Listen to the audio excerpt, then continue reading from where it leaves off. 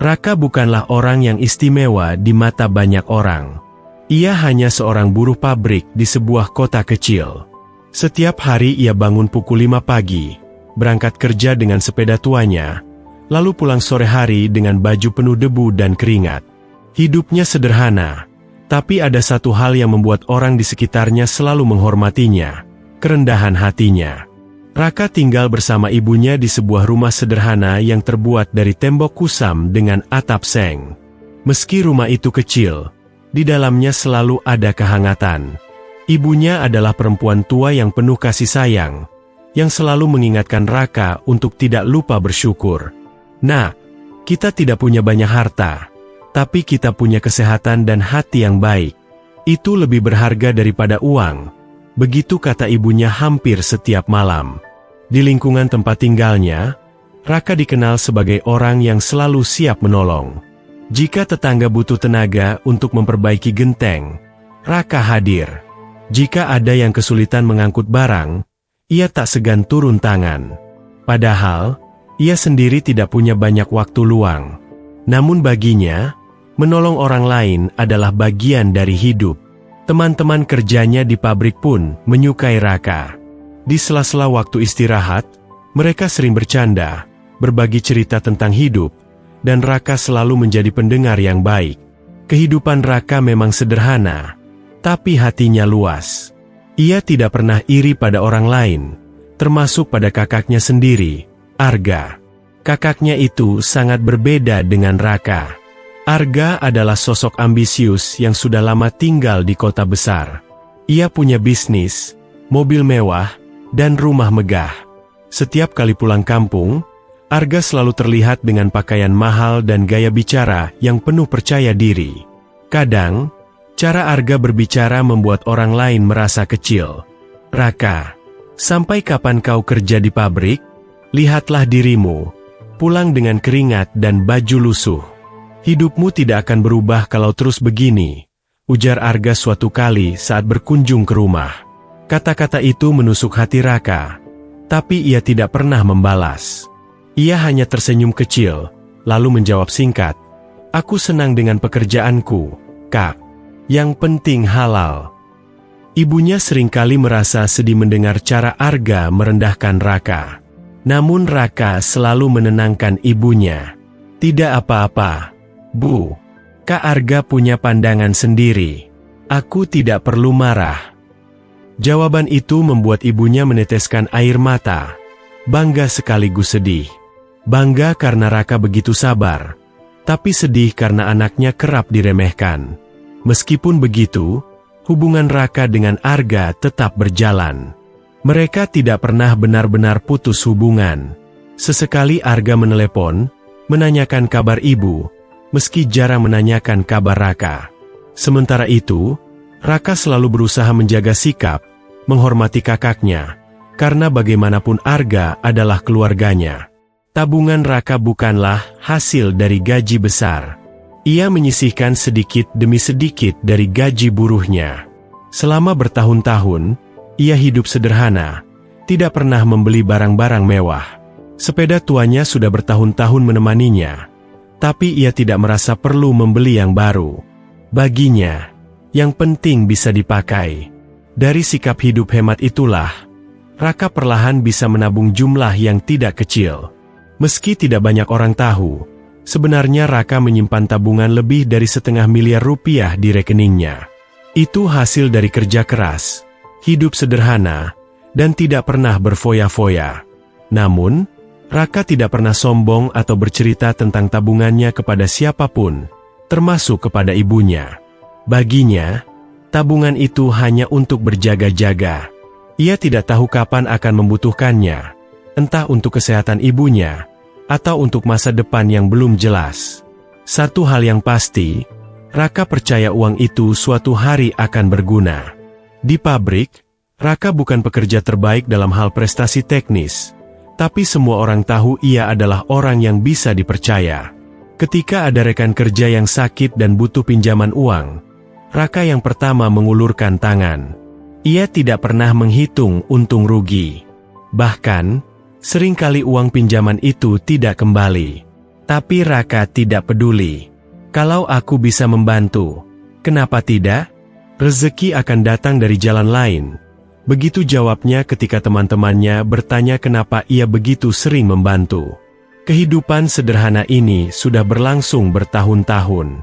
Tidak ada perubahan besar. Raka tetap dengan rutinitasnya. Bangun pagi, bekerja di pabrik, menolong orang, lalu pulang untuk menemani ibunya. Kadang ia merasa lelah, tapi ia tidak pernah mengeluh. Justru ia merasa hidupnya berarti karena bisa berguna bagi orang lain. Kontras dengan kehidupan Arga. Setiap kali Arga pulang ke kampung, ia datang dengan mobil baru, membawa istrinya yang anggun dan selalu berpakaian mewah. Mereka sering jadi pusat perhatian. Tetangga-tetangga kagum, bahkan ada yang iri. Mereka sering membandingkan Raka dengan Arga. Lihat itu, kakakmu sukses besar. Kau kapan? Kata salah seorang tetangga pernah berseloroh. Raka hanya tersenyum. Ia tidak marah, tidak tersinggung. Ia sudah terbiasa diremehkan. Namun, di balik semua itu, ada sesuatu yang tidak pernah berubah. Cinta Raka pada keluarganya. Meski sering diperlakukan rendah oleh Arga, ia tetap menghormatinya. Ia selalu berharap kakaknya benar-benar sukses, meski tidak pernah mengakui keberadaan Raka. Dalam hatinya, Raka berdoa agar keluarganya selalu diberi kesehatan dan rezeki. Malam-malam di rumah sederhana mereka sering diisi dengan obrolan ringan bersama ibunya. Ibunya tahu, jauh di dalam hati Raka, ia menyimpan sedikit kesedihan karena sering dianggap rendah. Tapi Raka selalu pandai menutupi perasaannya. Bu, aku ini bahagia kok. Selama kita sehat, itu sudah cukup, katanya sambil tersenyum, meski matanya menyimpan sesuatu yang berbeda. Kehidupan sederhana Raka ini menjadi awal dari perjalanan panjang yang tak pernah ia duga. Ia tidak pernah tahu bahwa suatu hari, tabungan hasil kerja kerasnya akan menjadi pusat dari kisah hidupnya. Dan ia tidak pernah menyangka, kerendahan hatinya akan diuji oleh orang yang paling ia hormati, kakaknya sendiri, Arga. Arga selalu dikenal sebagai orang yang ambisius. Sejak muda, ia bercita-cita ingin menjadi pengusaha besar.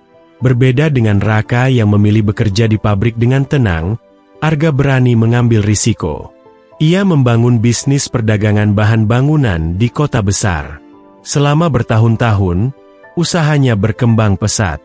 Rumah mewah, mobil baru, dan kehidupan glamor bersama istrinya membuat banyak orang menganggap Arga sebagai sosok sukses yang patut ditiru. Namun, tak ada yang tahu bahwa di balik kemewahan itu, bisnis Arga mulai goyah. Persaingan semakin ketat, utang menumpuk, dan beberapa proyek besar gagal. Arga berusaha menutupinya.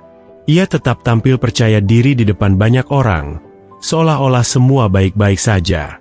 Bahkan ketika pulang ke kampung, ia tetap datang dengan gaya angkuh, seakan tidak ada yang salah.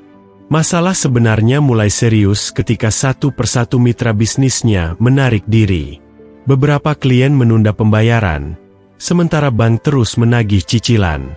Istrinya, yang terbiasa dengan gaya hidup mewah, mulai gelisah. Mas, sampai kapan kita bisa bertahan? Aku tidak mau kalau rumah ini harus dijual, kata istrinya pada suatu malam dengan nada panik. Arga mencoba menenangkan, meski dalam hatinya ia sama gelisahnya. Tenang saja, aku masih bisa mencari jalan keluar. Bisnis ini belum selesai. Tapi Arga tahu, situasinya sudah kritis. Modal semakin menipis, dan para karyawan mulai resah karena gaji mereka sering terlambat. Kabar mengenai krisis bisnis Arga akhirnya sampai juga ke telinga Raka.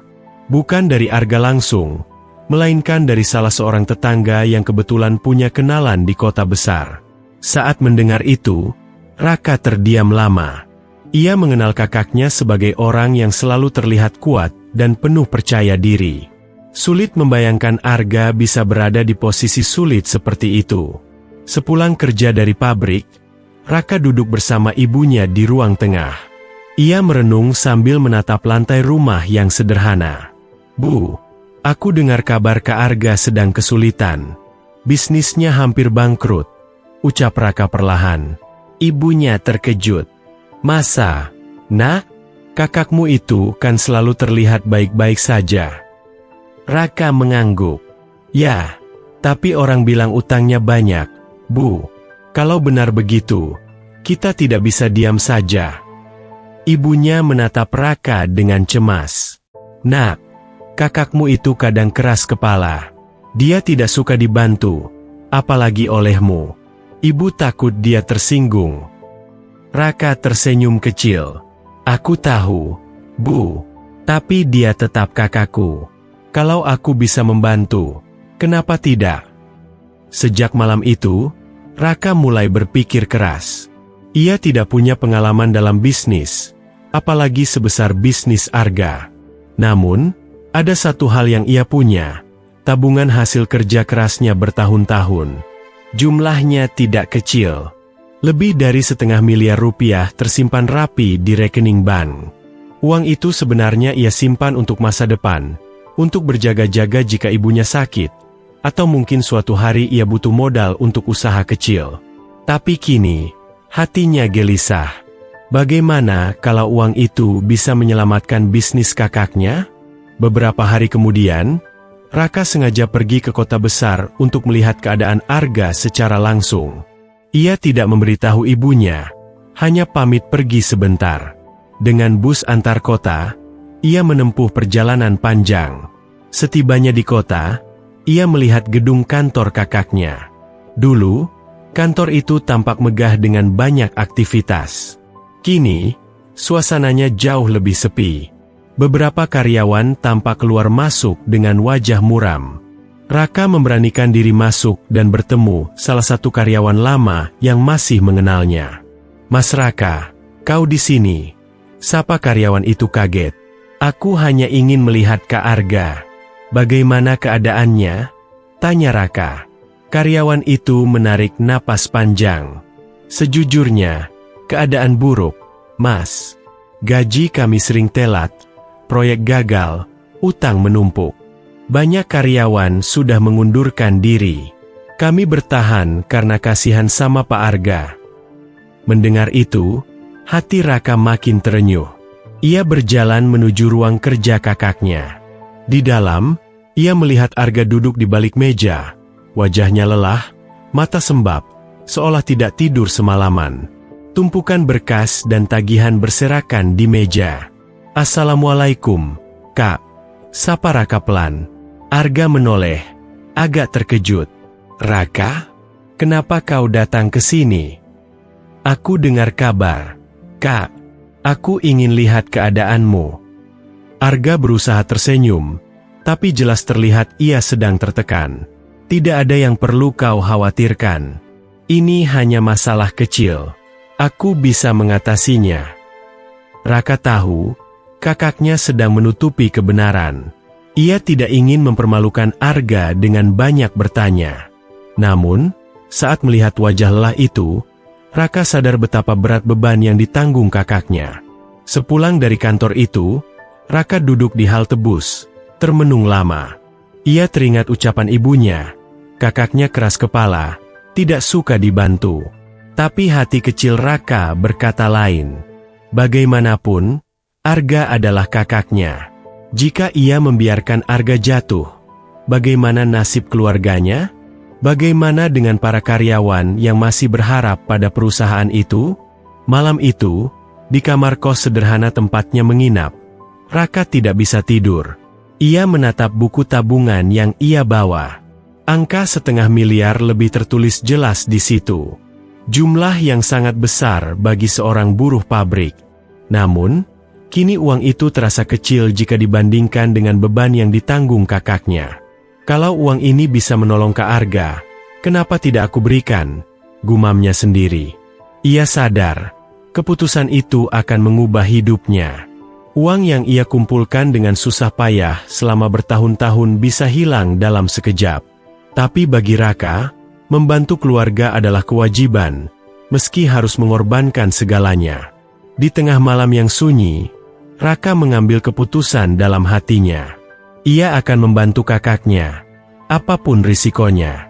Ia tidak tahu apakah Arga akan menerima atau menolak. Ia juga tidak tahu apakah bantuan itu bisa benar-benar menyelamatkan perusahaan. Yang ia tahu, ia tidak bisa tinggal diam melihat kakaknya jatuh. Sejak malam itu, hati Raka terus digelayuti kegelisahan. Ia tidak bisa berhenti memikirkan wajah letih kakaknya di balik meja kantor yang berantakan. Bayangan Arga yang dulu gagah dan penuh percaya diri kini berubah menjadi sosok yang rapuh. Raka merasa seakan sedang melihat sisi lain dari kakaknya, sisi yang tidak pernah ia bayangkan sebelumnya. Sepulang dari kunjungannya ke kantor Arga, Raka kembali bekerja di pabrik seperti biasa. Namun, pikirannya tidak lagi sama. Saat berdiri di depan mesin berisik, saat makan siang dengan teman-temannya, bahkan ketika pulang ke rumah, pikirannya selalu kembali pada satu hal, bagaimana ia bisa membantu kakaknya. Ia tahu, ada jalan yang sangat jelas di depannya, meski itu berarti ia harus mengorbankan segalanya. Di ruang tengah rumah sederhana mereka, Raka membuka pembicaraan dengan ibunya. "Bu, aku sudah memikirkan ini matang-matang. Aku ingin membantu Kak Arga dengan tabunganku." Ibunya langsung terkejut. "Nak, apa kau sadar berapa banyak uangmu itu? Itu hasil kerja kerasmu bertahun-tahun. Apa kau yakin mau memberikannya begitu saja?" Raka mengangguk pelan. "Aku tahu, Bu. Uang itu aku kumpulkan dengan susah payah. Tapi aku tidak bisa diam melihat Kak Arga jatuh. Dia tetap kakakku. Bu, kalau aku bisa menolong, kenapa aku harus menunggu?" Air mata ibunya menetes. "Raka, ibu bangga padamu. Tapi kau juga harus pikirkan dirimu. Bagaimana kalau uang itu tidak kembali? Bagaimana kalau dia tidak menghargai pengorbananmu?" Raka tersenyum kecil. "Kalau itu yang terjadi, biarlah, Bu. Yang penting aku sudah melakukan bagian sebagai adik. Aku tidak ingin menyesal di kemudian hari hanya karena aku diam saat Kak Arga butuh pertolongan." Keesokan harinya, Raka pergi ke bank. Tangannya sedikit gemetar saat ia menulis formulir penarikan. Petugas bank sempat menatapnya dengan heran ketika melihat jumlah yang ia tarik, 500 juta rupiah. Jumlah itu bukan main-main, apalagi bagi seseorang yang berpenampilan sederhana seperti Raka. Tapi Raka tetap tegas. Uang itu ia simpan dalam bentuk cek agar lebih aman. Sepanjang perjalanan menuju kota besar, Raka terus merenung. Setiap kali bus berhenti di terminal kecil, ia memandang keluar jendela, melihat kehidupan orang-orang di jalan. Dalam hatinya, ia bertanya, apakah keputusannya benar? Apakah kakaknya akan menerima dengan baik? Atau justru menolaknya karena gengsi? Semua pertanyaan itu berputar-putar di kepalanya. Tapi ia tetap mantap. Ia lebih memilih menyesal karena memberi, daripada menyesal karena tidak berbuat apa-apa. Setibanya di rumah mewah Arga, Raka disambut dengan tatapan kaget. Istri Arga, yang selalu tampil elegan, membuka pintu dengan wajah terkejut. "Raka, kau datang lagi? Ada apa?" "Aku ingin bicara dengan Kak Arga," jawab Raka singkat. Tak lama kemudian, Arga muncul dengan wajah yang masih terlihat penat. "Raka, ada apa? Kau jauh-jauh ke sini lagi? Aku sedang sibuk." Raka menghela napas panjang, lalu mengeluarkan amplop dari tasnya. Ia menyerahkannya kepada Arga. "Kak, ini tabungan hasil kerjaku bertahun-tahun. Jumlahnya 500 juta. Aku ingin membantu bisnis kakak. Jangan tolak, Kak. Anggap saja ini bagian kecil dari aku sebagai adik." Arga terdiam. Matanya membesar, lalu berpaling ke istrinya. Sang istri menutup mulutnya dengan tangan. Kaget bukan main. Mereka berdua jelas tidak menyangka bahwa seorang buruh pabrik seperti Raka bisa memiliki uang sebanyak itu. 500 juta? Ulang Arga dengan suara bergetar. "Iya, Kak. Aku tidak punya ilmu bisnis. Aku tidak bisa membantumu dengan strategi atau koneksi. Tapi aku bisa membantu dengan ini. Aku ingin kau tetap berdiri. Aku ingin perusahaanmu tidak hancur. Aku ingin kau tahu kalau aku peduli."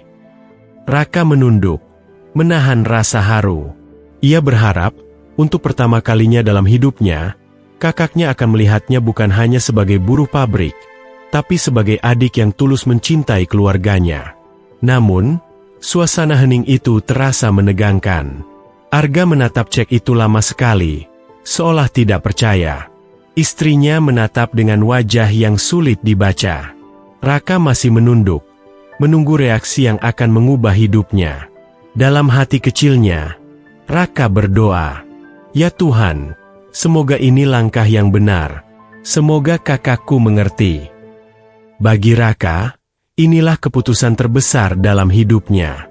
Ia telah memberikan bukan hanya uang, tapi juga seluruh hasil kerja keras, harapan, dan masa depan yang ia bangun selama bertahun-tahun. Semua itu ia serahkan demi satu hal, keluarganya. Raka masih berdiri di ruang tamu rumah mewah Arga, menunduk dengan amplop berisi cek 500 juta rupiah yang ia serahkan.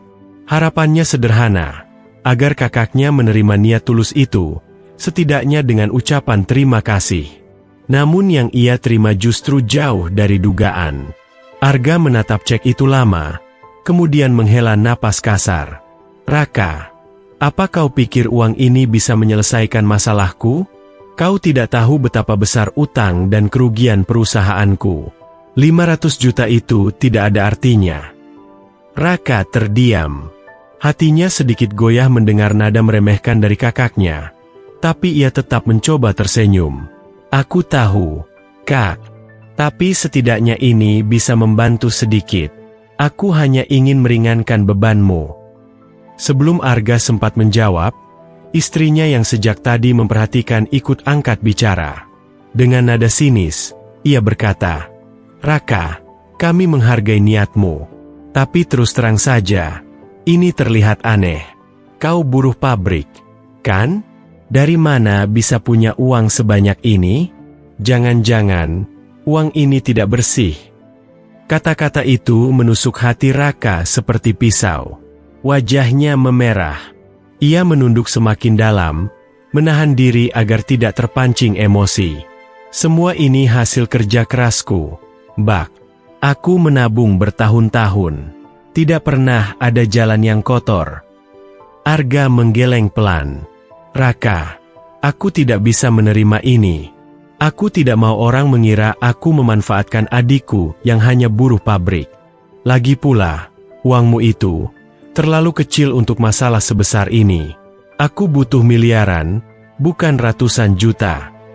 "Tidak masalah, Kak," jawab Raka lirih. "Aku hanya ingin menunjukkan bahwa aku peduli. Kalaupun tidak cukup, setidaknya aku sudah berusaha." Tapi Arga tidak melunak. Justru wajahnya mengeras. "Raka, dengar baik-baik. Aku tidak butuh belas kasihanmu. Jangan kau kira dengan uangmu itu, kau bisa menyamakan dirimu denganku. Hidup kita berbeda. Aku pengusaha, kau buruh pabrik. Kita tidak berada di level yang sama." Kata-kata itu membuat dada Raka sesak. Ia menggenggam tangannya erat, menahan gemetar. Selama ini, ia tidak pernah membandingkan dirinya dengan kakaknya. Ia hanya ingin membantu. Tapi mengapa justru niat baiknya dipermalukan begini? Istrinya menambahkan dengan suara tajam, "Lebih baik kau simpan saja uangmu. Gunakan untuk hidupmu sendiri. Jangan mengganggu urusan kami. Aku tidak mau suamiku terlihat rendah karena menerima uang dari seorang buruh." Raka menelan ludah. Kata-kata itu menghantam hatinya bertubi-tubi. Ia memandang wajah kakaknya, berharap ada sedikit pembelaan. Namun Arga hanya diam, lalu berkata singkat, "Raka, terima kasih, tapi tolong pulanglah. Aku tidak bisa menerima ini." Dengan hati hancur, Raka meraih kembali amplop itu. Tangannya bergetar, matanya panas. Ia berdiri perlahan, mencoba menjaga wibawanya. "Baik, Kak. Kalau itu yang kau mau, Aku tidak akan memaksa. Aku hanya ingin menolong. Tapi kalau kau menolak, aku tidak bisa berbuat apa-apa. Raka melangkah menuju pintu. Namun sebelum ia benar-benar keluar, istrinya sempat berbisik dengan nada sinis, cukup keras untuk terdengar. Sudah miskin, sok jadi pahlawan. Raka berhenti sejenak. Jantungnya berdegup kencang. Ia hampir saja berbalik untuk membela dirinya. Tapi ia menahan diri. Ia tahu, jika ia bicara, hanya akan memperburuk keadaan. Maka ia melangkah keluar tanpa sepatah kata lagi. Di luar, udara kota besar terasa begitu sesak. Raka berdiri di pinggir jalan, menatap gedung-gedung tinggi yang menjulang. Tangannya masih menggenggam erat amplop itu. Perasaan sakit, kecewa, dan terhina bercampur jadi satu. Ia merasa kecil sekali di hadapan dunia yang begitu sombong. Dengan langkah gontai, ia berjalan menuju terminal bus. Sepanjang perjalanan, hatinya bergemuruh. Ia tidak pernah menyangka niat tulusnya akan dibalas dengan penghinaan. Ia rela memberikan semua tabungannya, tapi justru dianggap tidak pantas. Di dalam bus, Raka duduk di dekat jendela. Ia memandangi jalanan yang penuh lampu, tapi hatinya gelap. Dalam hati, ia berkata pada dirinya sendiri, mungkin benar, Kak Arga tidak membutuhkan uangku. Tapi mengapa harus menghina? Apakah karena aku hanya buruh pabrik? Apakah hanya karena statusku? Kebaikan jadi tidak berarti. Air matanya jatuh perlahan, namun segera ia hapus dengan tangan. Ia tidak ingin terlihat lemah. Meski hatinya hancur, ia tetap ingin tegar. Tidak apa-apa, Raka, bisiknya pada diri sendiri. Kau sudah berusaha. Kau sudah menunjukkan kepedulianmu. Biarlah Tuhan yang menilai. Sesampainya di rumah, ibunya menyambut dengan senyum. Namun Raka tidak mampu membalas dengan ceria. Ia hanya duduk diam di ruang tengah. Ibunya melihat ada yang berbeda. Nak, kenapa wajahmu murung? Raka mencoba tersenyum, tapi suaranya bergetar. Tidak apa-apa, Bu, hanya lelah. Namun ibunya tahu, ada sesuatu yang berat. Ia tidak bertanya lebih jauh. Ia hanya memegang tangan Raka dengan lembut. Nak, apapun yang terjadi, ingatlah, Ibu selalu bangga padamu. Kata-kata itu membuat air mata Raka hampir tumpah lagi. Tapi ia menahannya. Malam itu, ia berbaring di kamar sempitnya, menatap langit-langit rumah yang sederhana.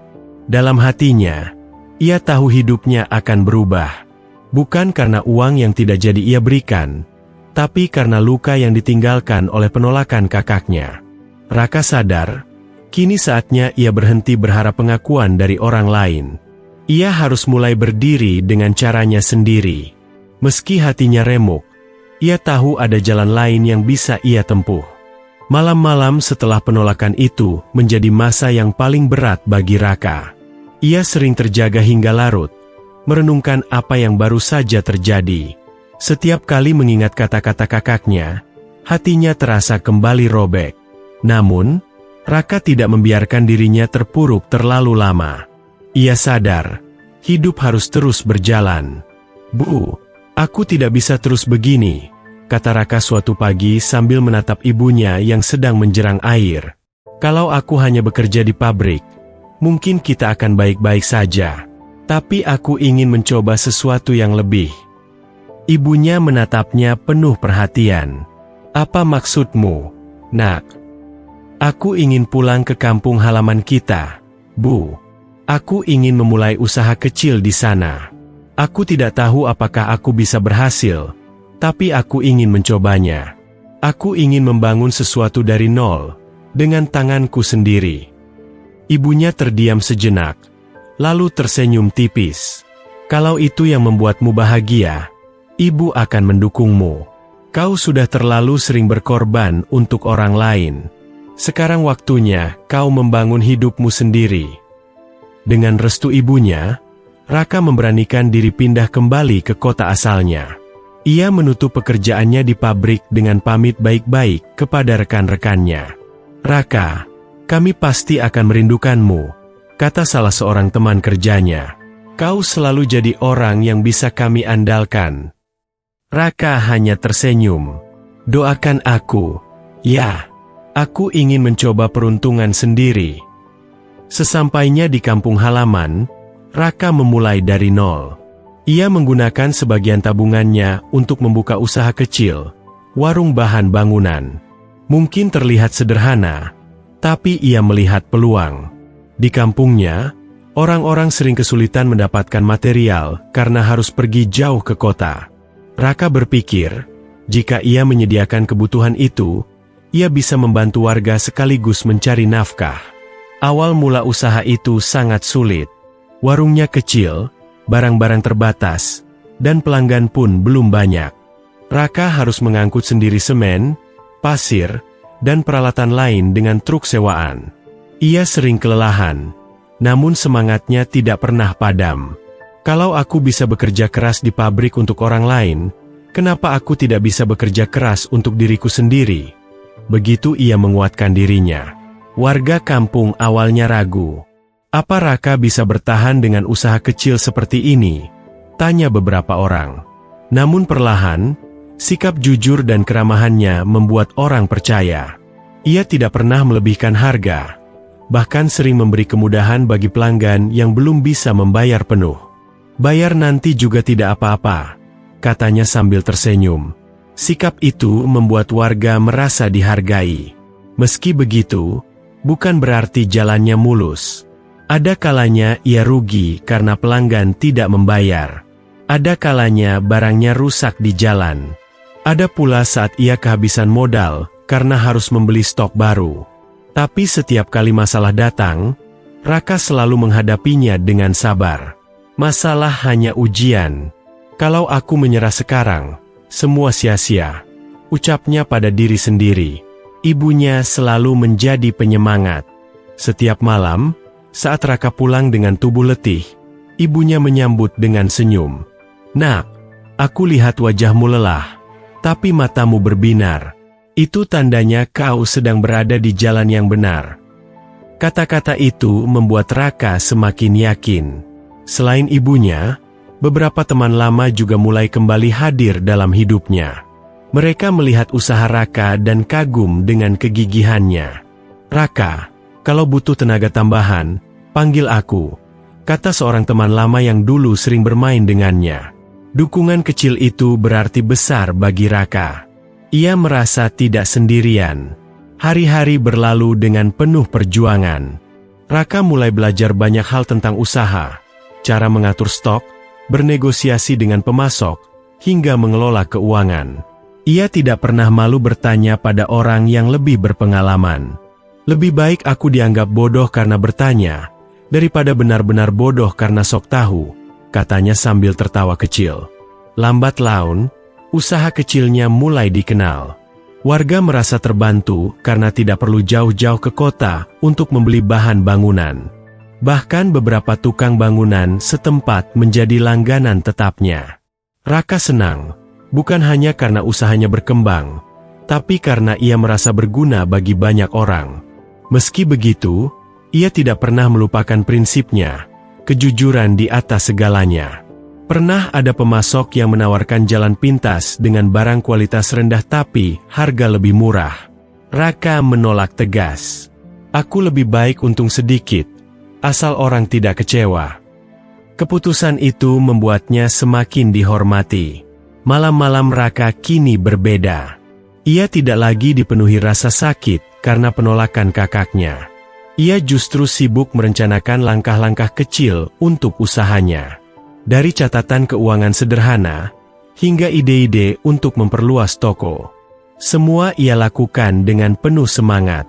Ibunya sering berkata, "Nak, aku lihat kau sudah mulai menemukan jalanmu. Kau tidak perlu pengakuan dari siapapun.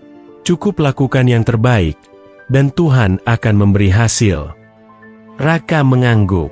Dalam hatinya, ia sadar bahwa hidupnya telah berbelok arah. Dari buruh pabrik yang dulu dianggap kecil, Kini ia sedang merangkak membangun sesuatu yang mungkin bisa menjadi besar. Ia tidak tahu sampai sejauh mana ia bisa melangkah, tapi satu hal yang pasti, ia tidak lagi bergantung pada pengakuan kakaknya. Di kampung kecil itu, Raka menemukan arti baru dari hidup. Hidup bukan soal status atau jabatan, melainkan tentang keberanian untuk memulai, kejujuran dalam setiap langkah, dan ketulusan hati untuk tetap berguna bagi orang lain. Hidup Raka berubah perlahan, namun pasti. Bisnis kecil yang ia mulai dengan penuh keraguan kini mulai dikenal banyak orang. Awalnya, ia hanya membuat peralatan sederhana untuk kebutuhan rumah tangga dari kayu dan bambu. Namun karena ketekunannya, kualitas produknya mulai diperhatikan orang. Pelanggan datang tidak hanya dari kampung sekitarnya, tetapi juga dari kota. "Barang buatanmu awet, Ka," kata seorang pelanggan sambil tersenyum. Raka hanya menunduk rendah hati. Ia tidak pernah merasa perlu membanggakan diri. Teman-teman lamanya di pabrik sering datang berkunjung. Mereka kagum melihat perubahan hidup Raka. "Dulu kita sama-sama kuli, sekarang kau sudah punya toko sendiri. Hebat, Ka," ujar mereka. Raka hanya menjawab, "Aku hanya bekerja sedikit lebih keras dan tidak menyerah." Kabar tentang bisnis Raka menyebar luas. Orang-orang melihatnya sebagai contoh nyata bahwa ketekunan dan kejujuran bisa membuka jalan. Ia bahkan mulai merekrut beberapa pemuda di kampung untuk membantunya. Bagi Raka, ini lebih dari sekadar bisnis. Ia ingin memberi kesempatan bagi orang lain merasakan perubahan hidup seperti dirinya. Di pasar, orang-orang menyebut namanya dengan hormat. Anak-anak muda menjadikannya panutan. Bahkan seorang wartawan lokal menulis kisah suksesnya di surat kabar. Namun, Raka tetap sederhana. Ia masih tinggal di rumah yang sama, masih membantu ibunya, dan tidak pernah menolak ketika ada tetangga yang meminta tolong. Kesuksesan yang ia raih bukan hanya soal materi. Lebih dari itu, ia mendapatkan pengakuan yang tulus dari orang-orang di sekitarnya. Bagi Raka, itulah kebahagiaan yang sesungguhnya. Bekerja keras, jujur, dan bisa bermanfaat bagi orang lain. Arga duduk sendirian di ruang tamu rumahnya yang dulu selalu ramai oleh tamu bisnis. Kini, ruangan itu sepi. Hanya terdengar detik jam dinding yang berjalan pelan. Perusahaannya benar-benar jatuh. Asetnya dijual satu persatu, dan rekan-rekan bisnis yang dulu memujinya kini menjauh. Semua kemewahan yang ia banggakan perlahan hilang. Bahkan istrinya lebih sering menyalahkannya daripada memberi semangat. Malam itu, tanpa sengaja Arga membaca sebuah artikel di koran tentang Raka. Judulnya sederhana, "Dari buruh pabrik menjadi pengusaha sukses." Ada foto Raka dengan senyum khasnya, dikelilingi para pekerja muda yang ia bimbing. Artikel itu menceritakan bagaimana Raka membangun usahanya dari nol, dengan kejujuran dan ketekunan.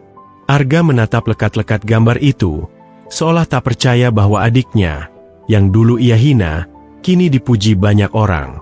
Ada rasa sesak di dada Arga.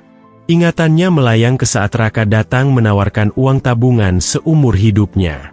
Waktu itu, ia merasa lebih tinggi, merasa tak butuh bantuan dari seorang buruh pabrik. Kini, yang tersisa hanyalah penyesalan. "Kenapa aku begitu sombong?" gumamnya lirih. Hari-hari berikutnya, Arga mencoba menghubungi orang-orang yang dulu dekat dengannya, tapi tak ada yang benar-benar peduli. Mereka hanya menanyakan sisa hartanya, bukan kabarnya. Dalam kesepian itu, Arga baru sadar, yang paling tulus padanya dulu hanyalah Raka. Adiknya yang sederhana, yang rela berkorban demi dirinya tanpa pamrih. Suatu sore, Arga sengaja datang ke kampung tempat Raka tinggal. Dari kejauhan ia melihat toko sederhana milik adiknya dipenuhi pelanggan. Wajah-wajah orang tampak gembira keluar masuk membawa barang. Raka berdiri di depan pintu, menyapa semua orang dengan ramah. Pemandangan itu membuat hati Arga semakin perih.